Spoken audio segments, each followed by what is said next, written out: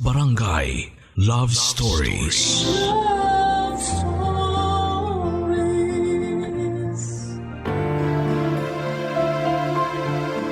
Ang kapusukan ay madalas na may hatid na kapahamakan. Kaya dapat alam natin ang limitasyon tungkol sa mga bagay na gusto mong gawin sa buhay o ibigay sa ibang tao. Ikaw, kapuso, handa ka bang halikan ang tao na unang beses mo pa lamang na nakilala? Dear Papa Dudut, magandang araw po sa inyo. Ako nga pala si Yena, 27 years old, at proud kong sabihin na isa akong manang pagdating sa pagpapatakbo sa buhay ko. Bakit ko nasabing manang? Yun kasi ang madalas na panunukso sa akin ng mga kamag-anak at mga kaibigan ko, lalo na ang best friend kong si Mel. Masyado raw akong boring na babae. Parang walang thrill ang buhay ko. Masyado raw akong mabait at para bang walang bahid ng kasalanan. Paano po naman kasi lumaki ako sa isang katolikong pamilya? Pinalaki ako ng lola ko na walang ibang naging limangan kundi ang mag-novena ng alas 3 ng hapon at pagalitan at gawing basihan ng Biblia sa pangangaral sa iyo. Bata pa lamang ako, bahay at school lang ang nakasanayan ko. Kahit na ilang beses akong ayain ng mga kaibigan ko at kaklase ay panay ang tanggi ko. Yung gusto talaga nila akong makalaro at makasama ay kailangan sa bahay namin sila pumunta. Yon ang batas. Ang sabi ko kasi sa kanila ay kailangan kong mag-aral at samahan ng lola ko sa paglilinis ng altar at pagluluto ng kakainin na ipangaatang. Ito na ang nakasanayan ko hanggang sa pagdadalaga at kahit nga may trabaho na ako ay ganun pa rin, Papa Dudut. Bahay at trabaho lang ang naging buhay ko. Siyempre, dagdag na dyan ang pagsisimba tuwing Miyerkules at Linggo kasama ang aking lola. Ni minsan ay hindi ko naranasang makalabas para mamasyal o gumimik tulad ng mga kaibigan ko. Hindi naman masama ang loob ko dahil nasanay naman ako sa ganitong buhay. Kahit nga sabihin nila sa akin na subukan ko naman ang gumala at magpakababad or magpaka-bad girl, kahit minsan ay hindi ko pa rin ginawa yon, kaya siguro yon ang dahilan. Kaya unti-unti ay nawalan ako ng mga kaibigan maliban kay Mel na isang malaking kabaligtaran ko sa ugali at sa prinsipyo. Siya lang ang nagstay. Nakapagtataka nga lang na siya lang ang nagstay dahil magkaiba kaming babae. Kung ako ay kung ako ang good girl, siya naman, Papa Dudut, ang demonyo.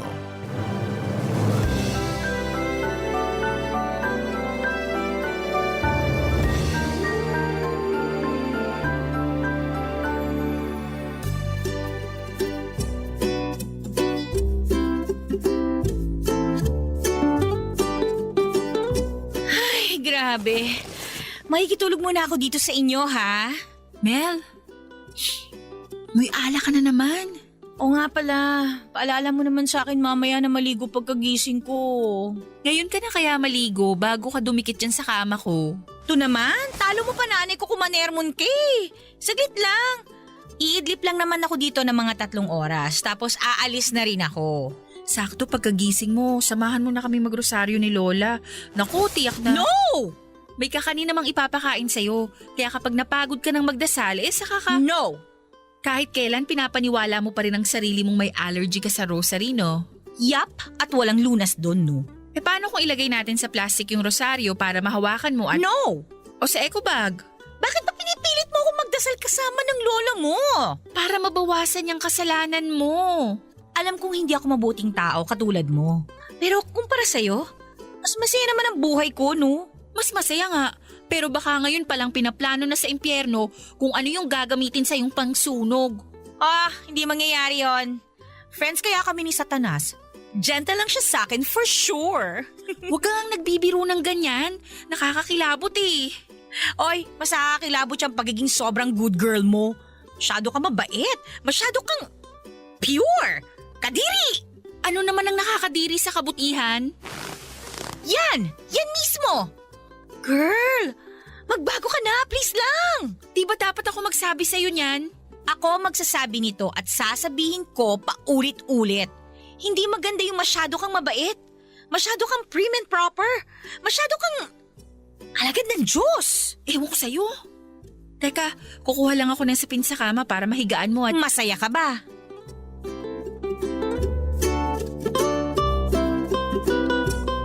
Masaya ba ako? Yun ang iniwang tanong sa akin ni Mel na hindi ko masagot, Papa Dudut. Oo at hindi lang naman ang isasagot. Pero bakit ang komplikado? Ito ang unang beses na may nagtanong sa akin kung masaya ba ako sa ginagawa ko sa buhay ko. Masaya ba akong gumigising ng alas 4 ng umaga para pagandaan ang araw ko? Ililista ang mga dapat kong gawin sa buong araw. Sisiguraduhin walang lukot ang bedsheet ko bago ko iwanan ng kwarto. Masaya ba ako na laging sumusunod sa kagustuhan ng lola kong maging prim and proper? Maging Maria Clara ng makabagong henerasyon. Masaya ba ako na maging routine ang pagrosaryo at bawat kamalian ko ay ipaparamdam ko sa sarili kong napakasama kong tao? Masaya ba ako na bawat manliligaw sa akin kapag nalaman kong walang alam sa Biblia ay binabasted ko? Masaya ba ako na hindi ko naranasan kahit kailan yung mga bagay na nararanasan ng mga kaedad ko? Papa Dudut, masaya ba ako na namumuhay na walang dungis at bahid ng kamalian ng buhay ko? Ito ang sagot ko.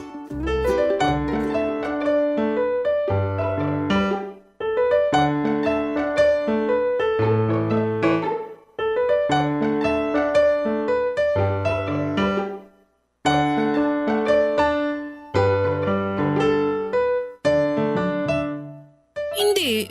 Alam ko naman na yan ang isasagot mo eh. Ba't ka pa nagtanong? For confirmation, syempre. Ay, alam mo, Yena, hindi naman kita ginajudge sa pagiging good girl mo eh. Yan ka eh. Pero alam mo yun, maiksi lang ang buhay, girl. Maganda kaya sa pakiramdam na magkamali ka pa minsan-minsan at hindi magsisi. Di kita maintindihan. Bakit di ka magsisisi kapag nagkamali ka? Kasi tao ka lang. Pwede kang magkamali at pag nagkamali ka, may matututunan ka. May tatawanan ka kapag binalikan mo yon kapag matanda ka na. Di ba nakakasama ng loob yun? Sa'yo siguro dahil hindi ka nga sanay magkamali o mas magandang sabihin na hindi mo hinahayaan ang sarili mo na magkamali. Eh kasi hindi maganda sa pakiramdam yung nagkakamali ka. Bakit? Natry mo na bang magkamali? Hindi pa, pero… O paano mo malalaman na hindi maganda sa pakiramdam na magkamali kung hindi mo pa nararanasan yun? Kasi… Naranasan mo na bang uminom mula gabi hanggang umaga? ng tubig. Siyempre, OMG! Alak, girl! Alak! Hindi pa siyempre. Naranasan mo na bang sumakit ang ulo? Ayan, naranasan ko na yan. Dahil sa hangover? Hindi, pero dahil sa migraine, oo. Naranasan mo na bang sumayaw? Nung high school at college, pandango sa ilaw o kaya naman… Sumayaw sa ibabaw ng mesa ng isang club dahil sa sobrang kalasingan. Hindi pa. O one night stand? One night stand? Yung makikipag-tsuktsak-tsanes kasi hindi mo kilala. Tapos kinabukasan, babay na. Kasi hindi mo na siya ulit makikita pa. O wala ka nang balak ulit makipagkita sa kanya kasi nga isang gabi lang ang habol mo sa kanya. Ganun lang yon. Mel, parang… Ready ka ba sa one night stand? Ready ka bang magkamali?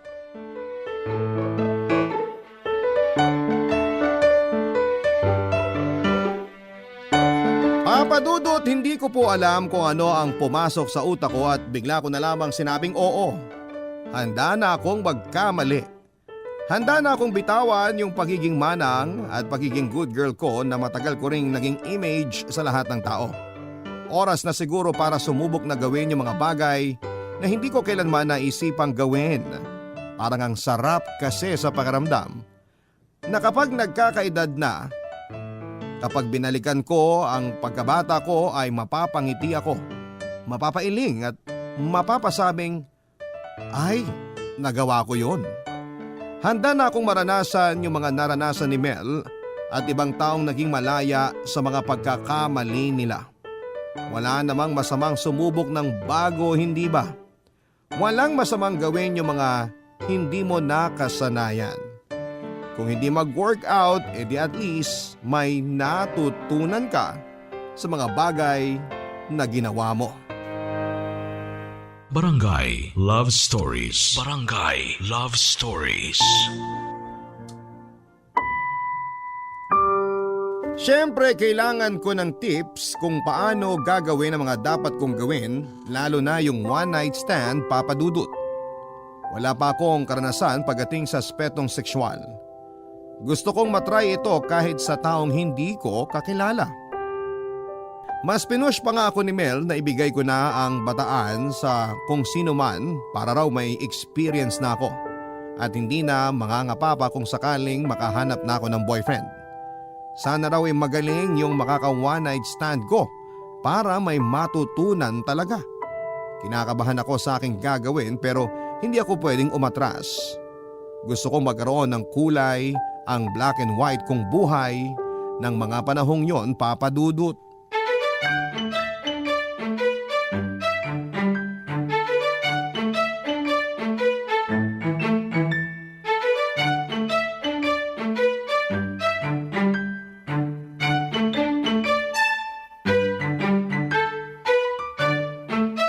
Tandaan mo mabuti itong lahat ng sasabihin ko, ha? Okay, go. Pwede bang ilista ko sa diary o sa planner ko? Anong diary o planner? Mais ka nga! Ano yan? Bit-bit mo sa bar tapos binabasa mo habang may kasama ka ng prospect for one night stand? Alam mo namang mahina ako sa memorization eh. Makinig ka lang sa akin, okay? Madali lang to. Sige. Una, papahiramin kita ng damit dahil ipupusa ko ang future ko. Wala kang sexing damit. Uy, grabe. Meron naman yung turtleneck ko. Girl, turtleneck yun. Hindi ka mag-opisina o attend ng seminar.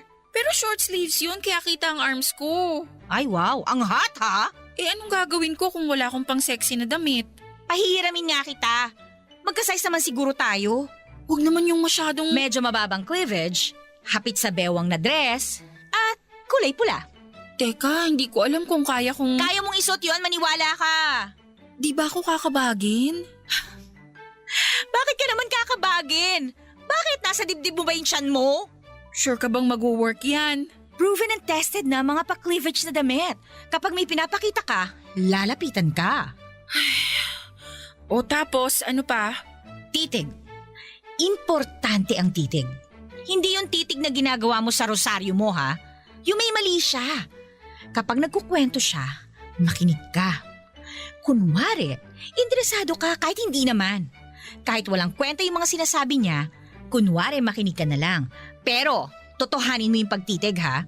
Doon pa lang, mararamdaman niyang interesado ka sa kanya. At mapipick up na niya na gusto mo rin siyang… No, alam mo na. At ano pa?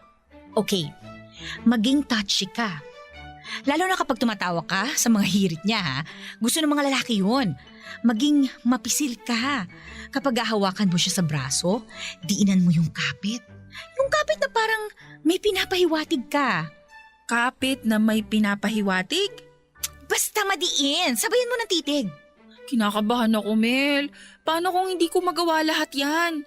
Titig lang mukhang alanganin na ako eh. Alam mo namang kahinaan ko yan sa mga kausap ko. Kaya nga dapat itry mo eh. Kasali na yan sa mga bago mo matututunan ngayon na pwede mo may apply sa ibang bagay. Parang di ko kaya. Kayanin mo.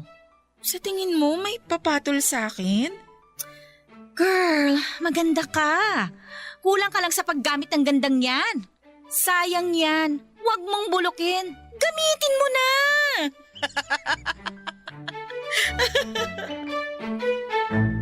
Marami pang ibang tips and advice ang binigay sa akin ni Mel, Papa Dudut. Halos sumakit ang ulo ko sa mga impormasyong pilit kong pinagsasama-sama bago ang gabi ng paghahanap ko ng one night stand. Nang sumapit na ngayon ay panay ang dasal ko na sana'y mag-work. Hindi na sumama sa akin si Mel para daw hindi na ako mailang. Nagpunta ako sa isang bar malayo sa bar para walang makilala or makakilala at walang magsumbong sa aking lola. Mga 30 minutos siguro akong nakaupo at pilit na iniinom ang beer na sinasabi ni Mel na dapat kong orderin. Pilit kong tinatago sa mukha ko ang pagkadisgusto sa lasa ng beer na yon. Sabi kasi ni Mel, kailangan makita ng lalaki na nag-aalak ako para hindi sila ilag na lapitan ako. Ayon, may lumapit nga. Si Nick. 1 taon lang ang tanda sa akin. Sana naghahanap din siya ng one night stand. Kasi sabi ni Mel, mag-ingat ako doon sa mga lalaking lalapit sa akin at balak akong seryosohin. Masisira lang daw ang planong isang gabi lang at bukas ay wala na. Bye-bye na.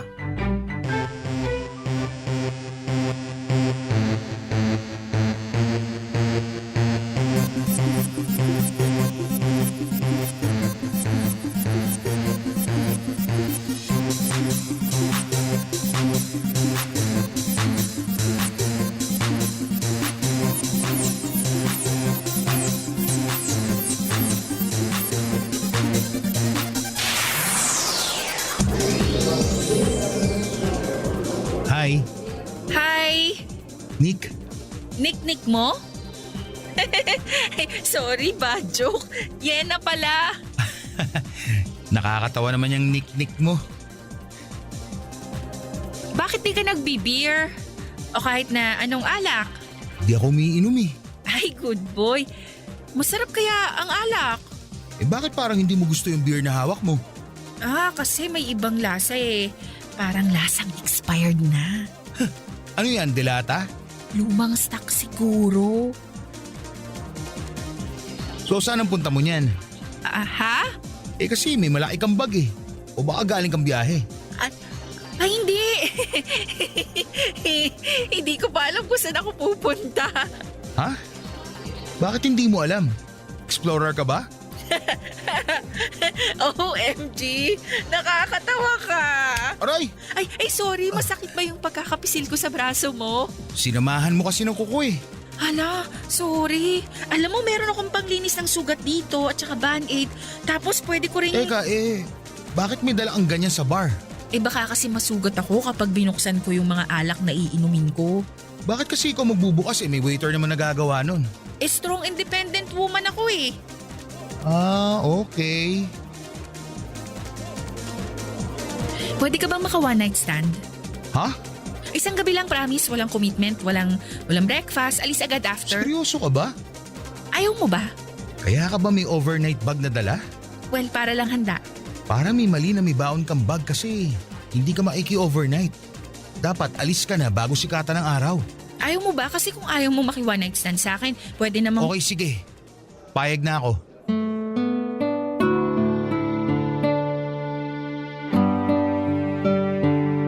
Hindi ko na inubos pa ang beer at umalis na kami ni Nick para dumiretso sa isang malapit na motel sa bar na yon, Papa Dudut. Nanginginig ako habang nasa taxi, hindi kami nag-iinik ang dalawa at nagpapakiramdaman. Eto na yon, wala nang atrasan.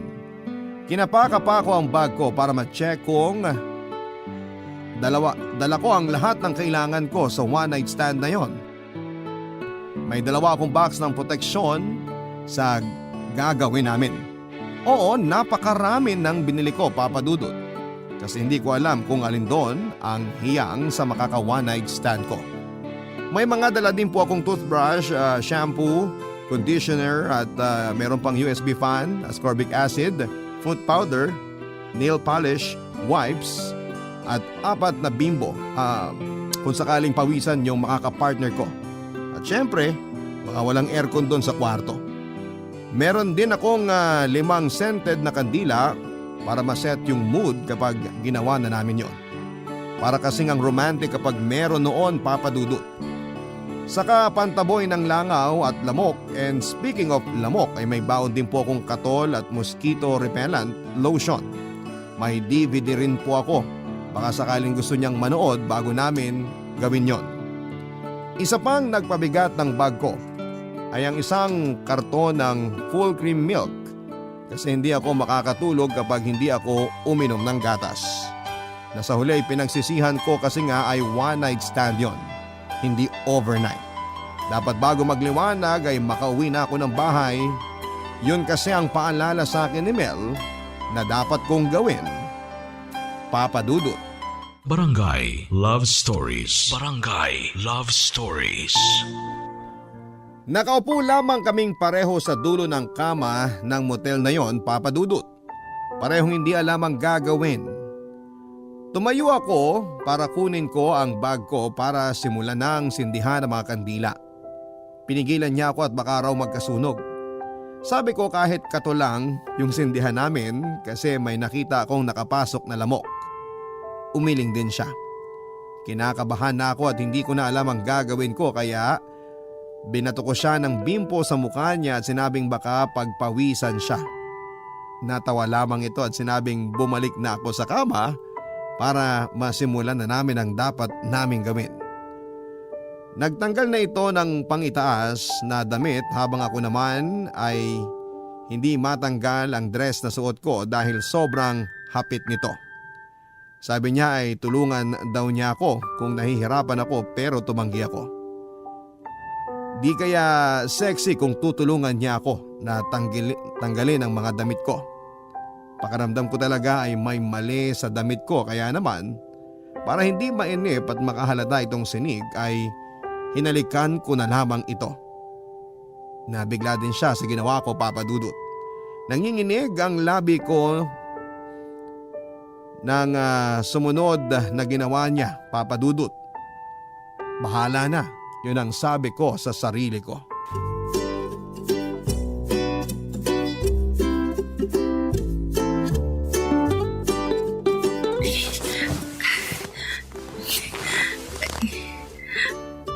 Okay ba?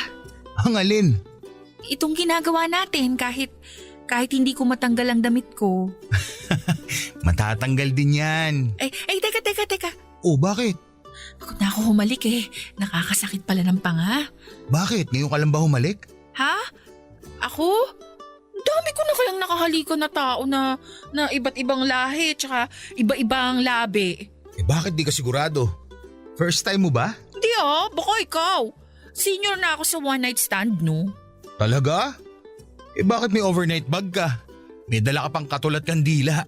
Di ko naman sinadyang dalhin yun eh. Nadampot ko lang kasi sa bahay nung isang naka one night stand ko yung mga yun eh. So, klepto ka. Uy, grabe ka mambintang ha. Madilim kasi kaya kala ko cellphone ko yung nakuha ko. Kandila pala. Anong cellphone ang meron ka? At bakit ka hugis ng kandila? Ano ba? Sisimulan ba natin o magdadaldalan lang tayo? Siyempre, simulan na.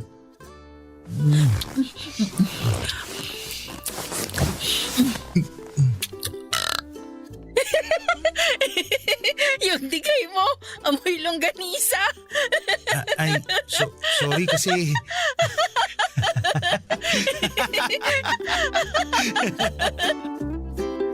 At dahil nga sa dighay na yon ay nawala na ang tensyon sa pagitan namin ni Nick. Mas naging komportable, mas masaya. Nakahiga lang kaming pareho at tawa lang ng tawa. Doon kami napagod na dalawa, Papa Dudut, hanggang sa magkwentuhan na lamang kami at nagtanungan tungkol sa mga sarili namin.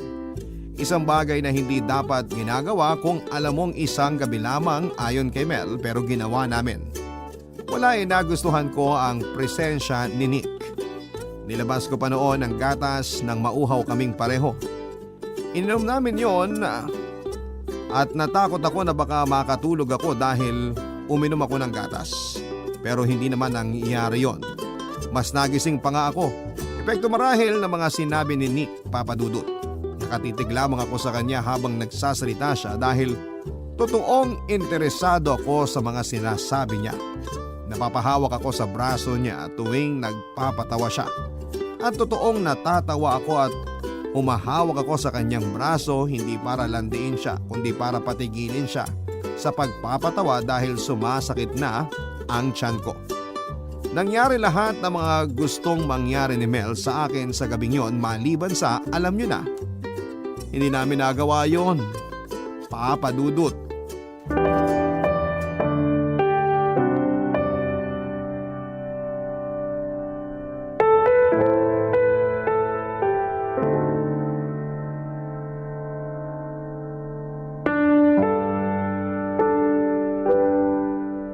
Alas 7 na pala ng umaga.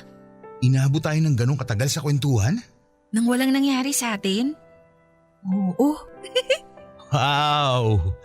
Disappointed ka ba na hindi ka nakascore? Ako? Hindi ah. Mas natuwa ako sa usapan. Hindi ko na tuloy hinanap yung dapat na gagawin natin. Plastic. Kung kaplastikan yun, edi sana kanina pa lang na nakatitig ka sa akin at pahawak-hawak ng braso ko, gumawa na ako ng paraan para may mangyari sa atin. Di sorry. Nick? Masaya ako na ikaw ang naka-one night stand ko. Huwag mo nang sabihin yung one night stand. Kasi wala naman nangyari sa atin eh. Meron. Ha? Hindi mo nga natanggal yung dress mo eh. Connection. Connection? Connection yung nangyari sa atin at satisfied ako. Ako rin. Satisfied ako. Uy, yung tiyan mo.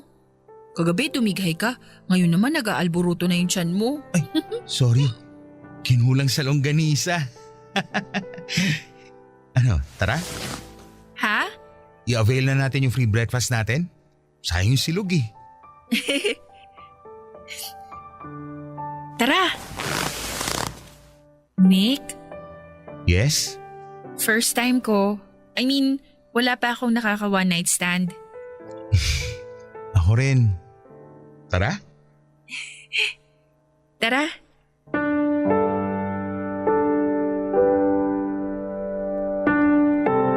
At dyan na nga nagsimula ang forever ko o Papa Dudut. Ang inakala kong isang gabi lang ay aabutin pala kinabukasan. Ang akala kong hanggang isang umaga lang ay madadagdagan ng ilang umaga na kasama siyang nag-aalmusal. Ang akala kong wala lang ay meron pala. Papa Dudut, habang sinusulat ko ito ay hindi ko maiwasang mapangiti at mapailing. Kapag binabalikan ko ang unang encounter namin na ito ni Nick ay natatawa na lamang ako. Mantakin mo, yung isang gabi lang kasama ang lalaking ito ay nadagdagan at nasundan ng nasundan hanggang sa naging regular ko na siyang katabi sa kama sa gabi at kasamang nag-aalmusal pagsapit ng umaga. 10 taon na. 10 taong ko nang kasama si Nick, Papa Dudut, habang binabalikan ang una naming pagtatagpo. 10 taon na pero parang kahapon lang nangyari ang lahat. 10 taon na pero hindi pa rin ako nagsasawa sa kanyang muka at araw-araw ko pa rin siyang minamahal kasama ng 2 naming anak. Nakakatawang isipin na sa ganitong pangyayari kami pinagtagpo ng Diyos. Iba talagang gumalaw ang tadhana at hindi mo inaasahan yon. Darating na lang bigla ang hindi mo hinahanap. Darating na lang bigla ang hindi mo mararamdamang gusto mong tumanggi. Darating na lang bigla at masasabi mong eto na yon. Na siya na yon. Maraming salamat po sa pagbasa ng aking liham.